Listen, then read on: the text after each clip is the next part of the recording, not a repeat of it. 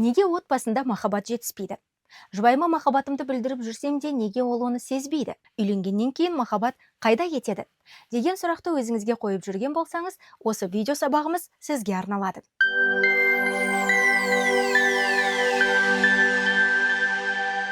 Сәлеметсіз бе?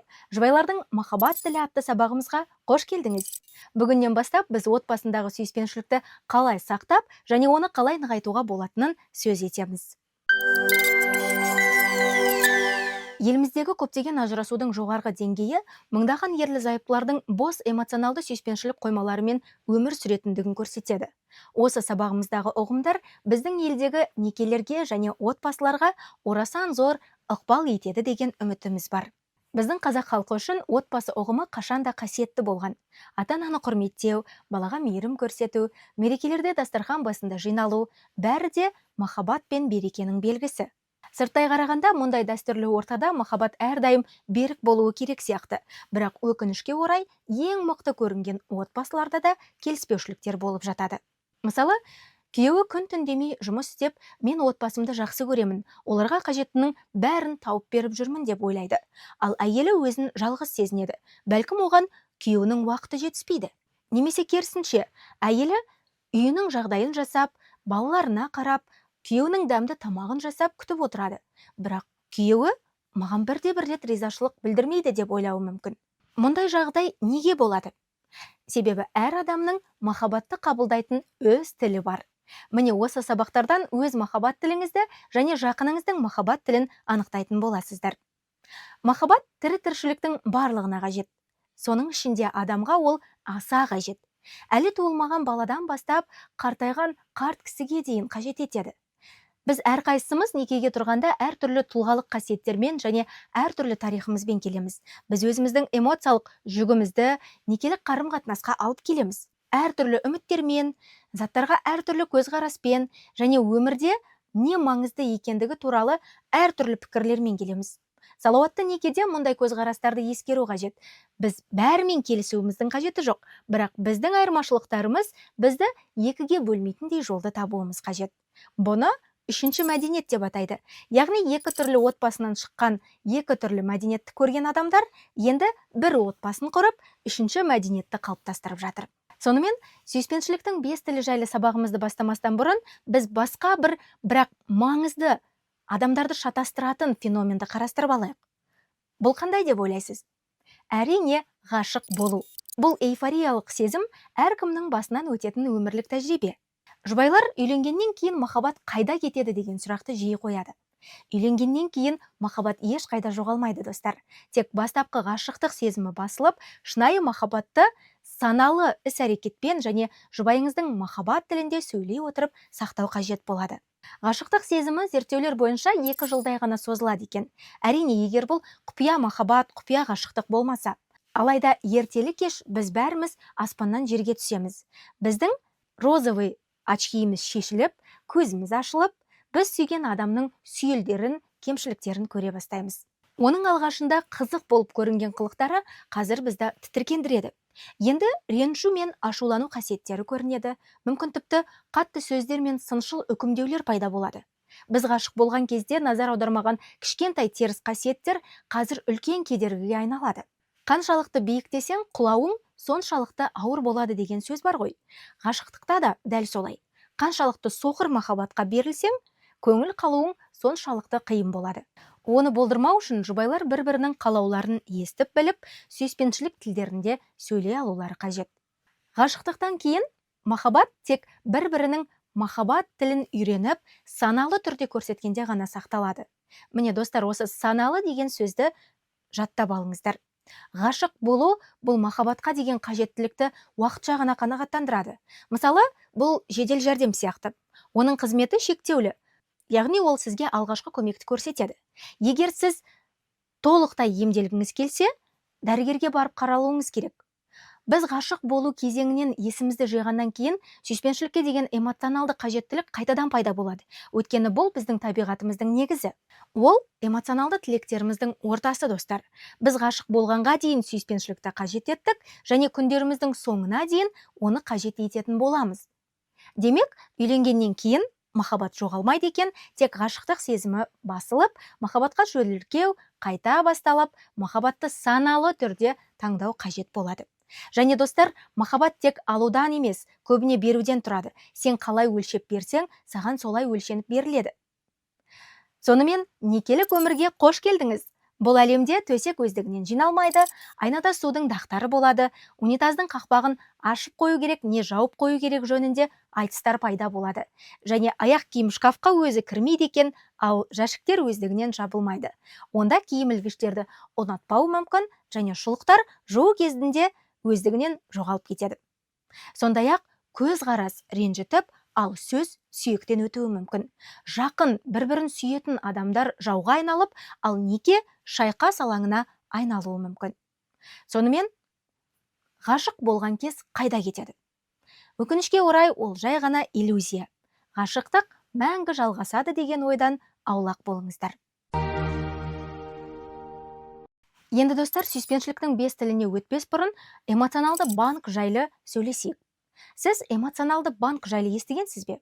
Әр адамның жүрегінде көзге көрінбейтін махаббат багы бар деп елестетіңіз. Бұл көліктің жанармай құятын багы сияқты. Ол толған кезде адам өзін бағалы, бақытты сезінеді. Ал бос болса, сырттай бәрі жақсы болғанымен, көңілі құлазып, жалғыздық сезімі пайда болады.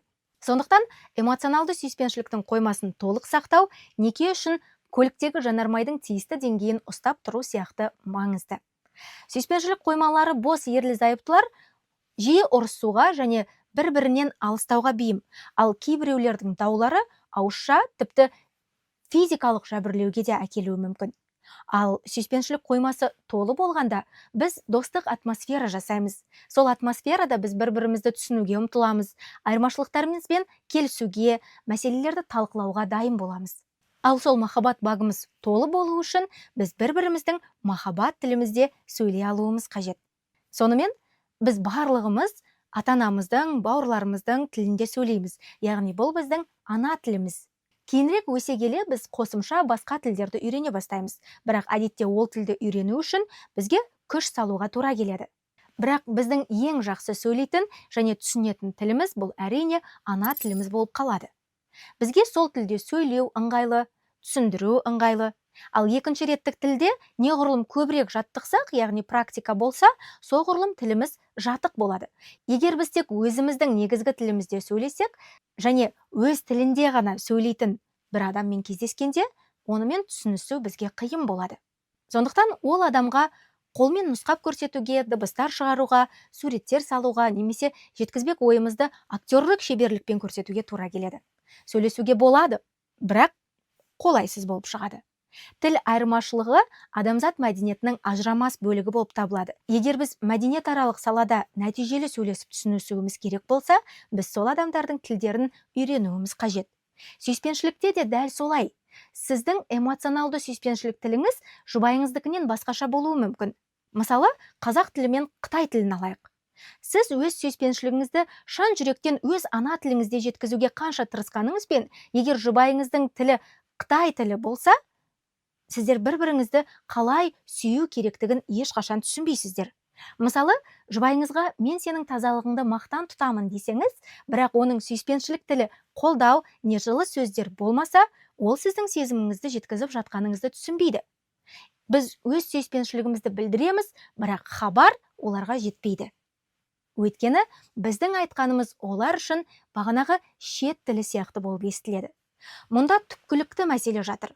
Ал бұл сабақтардың мақсаты, достар, оның шешімін ұсыну.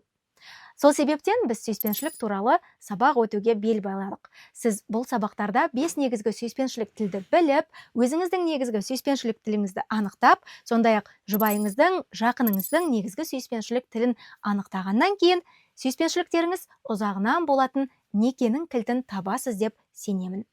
Ескерте кететін жайт, сүйіспеншіліктің 5 тілін түсініп, жұбайыңыздың негізгі сүйіспеншілік тілінде сөйлеуді үйрену, оның мінез құлқына түбегейлі әсер етуі мүмкін. Эмоционалды сүйіспеншілік қоймалары толы адамдардың мінез құлықтары басқаша болады. Бұл әрине жақсы жағынан. Бағана басында айтып өткенімдей, біздің табиғатымыз біреу бізді сүйгенін қалап айқайлайды. Оқшаулану адам психикасына кері әсерін тигізеді. яғни бұл өте зиян.